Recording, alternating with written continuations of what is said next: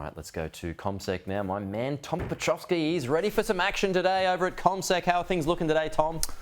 Well, Pete, I hope you're feeling better, but the local share market's going to take quite a decent knock. Oh. Yeah, sorry. I just said I was better for seeing you, but then you said that the markets were going to take a big knock, so I was excited, and now I'm not excited.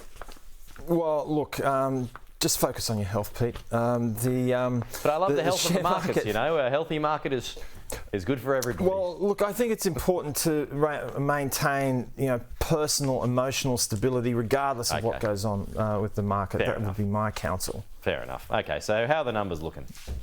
Look, we're going to be down by a decent margin. The futures are telling us we'll be down by about 1%. And so that is a reflection of the hotter than expected inflation figures that we saw in the US at a producer level last night. You might recall earlier in the week, we were talking about the CPI figures, which were mixed, but they got a pass because of the moderation in super core inflation, which is what the US Federal Reserve looks at. But these inflation numbers that we saw overnight at the producer level, there is nothing compelling here when it comes to the narrative about cutting rates sooner rather than later. So what we have seen in interest rate markets is that they've pushed higher by a pretty decent margin, and there has also been a rolling back of the expectations of the US Federal Reserve cutting rates in June.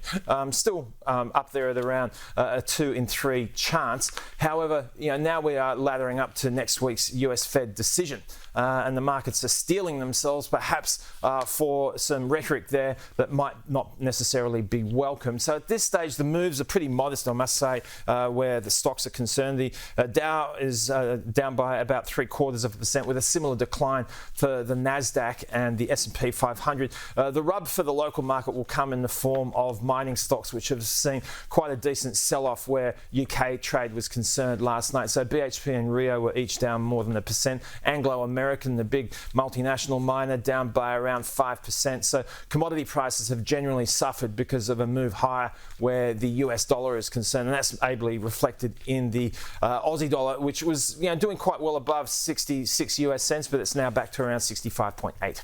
Okay, Thomas, thank you. We'll talk to you later.